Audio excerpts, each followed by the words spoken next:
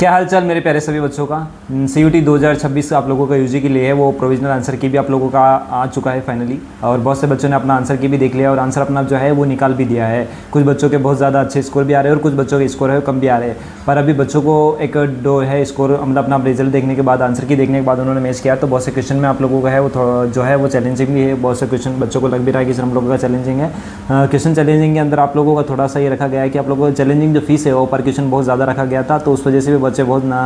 को डिफ़िकल्टीज़ हो रही थी। क्योंकि जो नॉर्मल बच्चा है वो बहुत ज़्यादा डिफ़िकल्टीज़ हुई है, क्योंकि नॉर्मल बच्चा इतना है वो 200 रुपीज़ पर क्वेश्चन पे नहीं कर सकता है। पर क्वेश्चन चैलेंज हुए हैं, तो देखते हैं फाइनल। आप लोगों का भी टेंशन लेने की जरूरत नहीं कि हम लोग देख रहे होंगे कि आप लोगों का है वो मार्क्स कम वगैरह आ रहे हैं। तो अभी तक जो फाइनल आप लोगों की है वो आंसर की आना बाकी है। तो जिन बच्चों के भी कम नंबर आ रहे हैं या फिर जिन बच्चों को डाउट है कि हम लोगों का है वो नंबर वगैरह कैसे क्या रहने वाला है, तो वो भी आप लोगों का फाइनल जब तक नहीं आती है तब तक आप लोग मान के चलिए कि आप लोगों को भी कुछ फाइनल नंबर नहीं कह सकते। आप लोग अप्रॉक्स मान सकते हो कि आप लोगों का नंबर ये रहने वाले हैं। उसके बाद एक जो बच्चों का डाउट रह जाता है कि सर हम लोगों का है वो, कि हम लोगों ने सुना है कि CUT के अंदर नॉर्मलाइजेशन में हमारा जो नॉर्मलाइजेशन प्रोसेस होती है होती क्या है। बहुत से बच्चों को तो पता भी नहीं है कि नॉर्मलाइजेशन प्रोसेस होती क्या है। जिन बच्चों को पता भी है तो उन बच्चों को भी प्रॉपर नहीं पता है कि सर हम लोगों का CUT के अंदर नॉर्मलाइजेशन किस तरह से होती है, क्या प्रोसेस रहती है। सबके मन में ये मिथ बन गया है कि हम लोगों के CUT के अंदर नंबर कट जाते हैं, CUT के नंबर कम हो जाते हैं। बहुत से हम जो 2-3 बच्चों से स्टूडेंट से मैं भी मिला हूँ, तो सर कि मेरा नॉर्मलाइजेशन प्रोसेस के अंदर नंबर कम हो जाएंगे। तो टोटल ये वीडियो उसी के ऊपर रहने वाली है कि आप लोगों को पता चलेगा इसके अंदर कि भाई नॉर्मलाइजेशन प्रोसेस क्या होने वाली है। हम स्टेप बाय स्टेप जानेंगे कि आप लोगों को नॉर्मलाइजेशन प्रोसेस होती क्या है, किन बच्चों के नंबर बढ़ते हैं, किन बच्चों के नंबर कटते हैं, क्या प्रोसेस होती है, नॉर्मलाइजेशन क्यों किया जाता है, वो सारी चीज़ें हम इस वीडियो के अंदर कवर करने वाले हैं। तो इस वीडियो में लास्ट तक बने रहिए। आप लोगों के जितने भी नॉर्मलाइजेशन से रिगार्डिंग डाउट है वो सारे इस वीडियो को देखने के बाद सारे क्लियर हो जाएंगे। मैं इजीली प्रोसेस में आप लोगों को बताने वाला हूँ कि भाई आप लोगों को किस तरह से ये नॉर्मलाइजेशन प्रोसेस होती है, क्या आप लोगों का स्कोर बढ़ेगा या कम होगा, वो सारी चीज़ें हम लोग इसके अंदर जानने वाले हैं।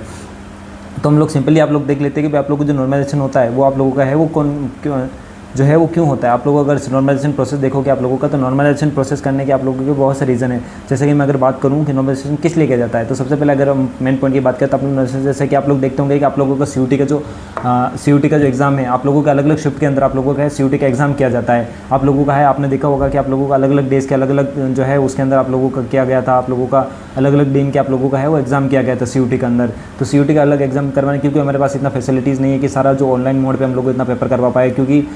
CUT मोड पे हम लोगों को करवाने के लिए सारा इतना लैब्स वगैरह नहीं है, कंप्यूटर लैब वगैरह नहीं। तो हम लोगों ने क्या किया कि अलग अलग स्टेप, अलग अलग डेज के अंदर हम लोग अलग अलग शिफ्ट के अंदर हम लोगों का पेपर करवाया था। अब ये होता है कि पेपर सारा आप लोगों का सेम तो आया नहीं था, पेपर आप लोगों का सबका अलग अलग पेपर रहता है। तो उसी कारण क्या है कि कुछ शिफ्ट में पेपर हार्ड आया था, किसी शिफ्ट में आप लोगों का पेपर नॉर्मल रहा। जैसे कि हम लोग बात करें, जैसे फिजिक्स हो गया, केमिस्ट्री हो गया, बायोलॉजी हो गया, फिर मैं एग्रीकल्चर, बायोलॉजी और केमिस्ट्री के बच्चे की बात करता हूँ। जैसे कि किसी बच्चे का ABC एग्रीकल्चर था, बायोलॉजी था, और जिसने कि भाई जैसे कि किसी बच्चे ने दिया था 12 तारीख को पेपर, ठीक है, 12 मान के चलिए आप लोगों को 12 तारीख की शिफ्ट के अंदर पेपर हुआ था आप लोगों के। किसी बच्चे ने 12 तारीख को मॉर्निंग की शिफ्ट में पेपर दिया था, वो आप लोगों का एग्रीकल्चर का पेपर था, वो आप लोगों का सिंपल आया है, ठीक है। वही आप लोगों का बच्चे ने 14 तारीख को आप लोगों को फिर से पेपर दिया था एग्रीकल्चर का, और उस शिफ्ट में उस बच्चे का एग्रीकल्चर का पेपर हार्ड आया था। इसी तरह में आप लोग जान के केमिस्ट्री का एक शिफ्ट के अंदर पेपर सिंपल आया था आप लोगों का, और एक पेपर आप लोगों का है वो 17 तारीख को जो मान के चलिए केमिस्ट्री का पेपर उसके अंदर हार्ड पेपर आया था आप लोगों का, ठीक है। तो उसके कारण क्या हो सकता है कि जैसे कि आप लोगों ने अगर जो 11 तारीख के बच्चे का जो पेपर सिंपल आया था, या फिर 11 तारीख को सिंपल, मतलब 11 तारीख को आप लोगों को जो किसी एक शिफ्ट के अंदर पेपर हुआ था उस बच्चे का पेपर तो सिंपल आया,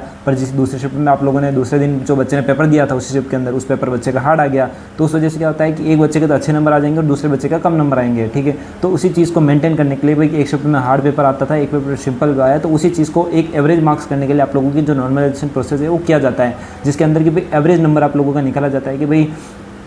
एवरेज नंबर निकाला जाएगा उस शिफ्ट के अंदर कि भाई आप लोगों का एवरेज नंबर कितना आ रहा है, जो बच्चे मैक्सिमम जिन्होंने स्कोर किया है उस बेसिस पे आप लोगों का है प्रोसेस नॉर्मलाइजेशन किया जाता है। बाकी अदरवाइज इस शिफ्ट में आप लोगों के जो सिंपल पेपर आया था उसके बच्चे में है उस बच्चे के तो नंबर ज़्यादा आ जाएंगे, और आपके हार्ड शिफ्ट में आया था तो आपके पेपर नंबर कम आ रहे तो आप लोगों का कम स्कोर बनेगा। तो इसी चीज़ को ध्यान में रखते हुए कि भाई जिस शिफ्ट में आप लोगों के वो है वो हार्ड पेपर आता है जिस पे आएगा, तो उस चीज़ को हम लोग करने के लिए बच्चों का नॉर्मल स्कोर करने के लिए नॉर्मलाइजेशन किया जाता है। अब नॉर्मलाइजेशन प्रोसेस में क्या रहता है कि आप लोगों की दो कंडीशन है, या तो आप लोगों के है वो नंबर बढ़ भी सकते हैं और आप लोगों के नंबर भी घट सकते हैं। जिन बच्चों का नंबर बढ़ा है, क्योंकि नॉर्मलाइजेशन होने के कारण आप लोगों के मान के चलिए कि पुराना जितना भी हम लोगों ने पेपर का जो नॉर्मलाइजेशन की प्रोसेस देखी उसके अंदर आप लोगों है वो 15 से 20 नंबर आप लोगों के है वो कम भी हो सकते हैं, आप लोगों को 15 से 20 नंबर कम भी हो सकते हैं, और 15 से 20 नंबर आप लोगों का है वो, या कभी कभी बच्चों के 30 से 40 नंबर भी आप लोगों के बढ़ सकते हैं नॉर्मलाइजेशन प्रोसेस के अंदर। सिर्फ नॉर्मलाइजेशन प्रोसेस करना बहुत ज़रूरी है, क्योंकि किसी शिफ्ट में हार्ड पेपर आता है, किसी शिफ्ट में कम जो है वो सिंपल पेपर आता है। तो उसी चीज़ को मेंटेन करने के लिए, ताकि क्योंकि अलग अलग दिन के पेपर हुआ था, उसी चीज़ को मेंटेन करने के लिए आप लोगों के नॉर्मलाइजेशन प्रोसेस किया जाता है। उस केस में आप लोगों के या तो 15 से 20 नंबर कम हो सकते हैं, या 15 से 20 नंबर आप लोगों के जो है वो ज़्यादा आ सकते हैं। अब जिन बच्चों के कम नंबर आ रहे थे तो बेटा अभी आप लोगों को टेंशन लेने की जरूरत नहीं है, आप लोगों की फाइनल आंसर की भी आप लोगों की आनी बाकी है, साथ ही में आप लोगों की नॉर्मलाइजेशन प्रोसेस भी होने वाली बाकी है। तो जिन बच्चों का अगर कम नंबर आ रहे, क्या पता उन लोगों के है वो नंबर भी बढ़ सकते हैं। बहुत से बार मतलब बहुत से बच्चों का रिजल्ट देखा कि फाइनल आने के बाद जो अभी आप लोग नंबर स्कोर सोच के बैठे हो, क्या पता उसके अंदर आप लोगों को 15 से 20 नंबर एक्स्ट्रा और एड ऑन हो जाए, या फिर 15 से 20 नंबर अभी भी आप जो आपने स्कोर निकाला है उसमें से आप लोगों का है वो माइनस भी हो सकता है। तो अभी जो आप लोगों ने नंबर सोचे वो आप लोगों के मान के चलिए कि अप्रोक्स अभी मतलब आप लोग मतलब मान के चलिए कि एक एज्यूम नंबर है आप लोगों का, अभी आप लोग उसमें फाइनल प्रेडिक्ट नहीं कर सकते हो, क्योंकि उसके अंदर आप लोगों को थोड़ा बहुत चेंजेस आप लोगों को जब फाइनल आंसर की आएगी उसके अंदर भी आप लोगों को ऊपर नीचे नंबर देखने को मिल जाएगा। फिर नॉर्मलाइजेशन प्रोसेस होगी उसके अंदर भी आप लोगों को है वो नंबर थोड़ा बहुत ऊपर नीचे देखने को मिल जाएगा, पर ज़्यादा फर्क आप लोगों को देखने को नहीं मिलेगा। जो नंबर है उसमें मान के चलिए 15 से 20 नंबर का आप लोगों को वेरिएशन देखने को मिलेगा। बाकी नॉर्मलाइजेशन में ऐसा कुछ नहीं है कि बच्चों के नंबर ही कम होते हैं, बहुत से बच्चों के नंबर भी बढ़ते हैं। तो जिन बच्चों को डाउट ना टेंशन हो रही थी कि हम लोगों को नॉर्मलाइजेशन कम जाए, ऐसा नहीं है बेटा, आप लोगों को नंबर कटता है तो नंबर बढ़ते भी इस चीज़ में। बस इसी चीज़ को है कि सिंप्लीफाई करने के लिए कि सबको एक तरह का जस्टिस मिले, एक तरह का मतलब क्या है कि इक्वलाइजेशन हो जाए, इसी चीज़ को हम लोग क्या करते हैं कि उसी चीज़ को हम लोग नॉर्मलाइजेशन प्रोसेस का नाम दिया गया है। तो इसलिए सारे स्टूडेंट के लिए मतलब हित में ही है, हित में ही रख के ये जो है वो फैसला लिया जाता है, ये प्रोसेस किया जाता है। तो उन बच्चों को टेंशन लेने की जरूरत नहीं है कि हम लोगों का है वो नंबर वगैरह कट जाएगा, आप लोगों को टेंशन नहीं लेना, सिंपल सी प्रोसेस है। और भी आप लोगों को कितना स्कोर वगैरह आ रहा है तो आप लोग हमें कमेंट सेक्शन में जरूर कमेंट करके बता सकते हो कि भाई हम लोगों का कितना स्कोर आ रहा है, इतना आप लोगों को स्कोर करना है। और भी अगर आप लोगों के कोई डाउट रह जाता है इसके बाद इस वीडियो को देखने के बाद कि नॉर्मलाइजेशन प्रोसेस क्या करना है, हम लोगों को CUT में आगे क्या करना है, वो भी उसके बारे में हम लोग डिटेल वीडियो लेके आएंगे। और भी अगर आप लोगों को किसी भी कॉलेज के अंदर कोई भी दिक्कत वगैरह है, अगर लोग कॉलेज के अंदर एडमिशन प्रोसेस के अंदर कोई दिक्कत है, काउंसलिंग से रिगार्डिंग अगर कोई आप लोग जानकारी जानना चाहते हो तो ज़रूर हमें अगर आप लोग कमेंट करेंगे तो हम लोग आपको जरूर हेल्प करेंगे। और किसी और भी एग्रीकल्चर रिलेटेड या कुछ भी इन्फॉर्मेशन आप चाहिए तो चैनल को जरूर फॉलो कर लीजिए। टेलीग्राम पे हम लोगों को ज्वाइन कर सकते हो। आप लोग अगर कोई भी क्वेरी है आप लोग कमेंट सेक्शन में डालिए, फिर हम लोग इसी वीडियो के डिस्क्रिप्शन में आप लोगों को हमारा व्हाट्सएप ग्रुप भी है तो उसके अंदर आप लोग ज्वाइन हो सकते हो। ऐसी एग्रीकल्चर रिलेटेड इन्फॉर्मेशन के लिए आप इस चैनल को फॉलो कर सकते हो। उसकी काउंसलिंग से रिगार्डिंग आप लोगों को कोई भी डाउट है, लास्ट तक हम काउंसलिंग में आप लोगों की मदद करेंगे। पिछली बार भी हम लोगों ने बहुत से बच्चों की है वो हमारे वीडियोस के थ्रू आप लोगों की जो है वो मदद की थी, हम लोगों ने ऑन ग्राउंड भी हम लोगों ने मदद की है, हमारे वीडियोस के थ्रू भी मदद की है। या फिर आप जो वीडियो देख रहे हो अगर किसी आप लोगों के फ्रेंड वगैरह को नहीं पता है ये चीज़ के बारे में, अगर वो कन्फ्यूजन है तो उस बच्चे को भी आप लोग शेयर कीजिए ताकि उसका मदद हो सके। चलिए मिलते हैं किसी नेक्स्ट वीडियो।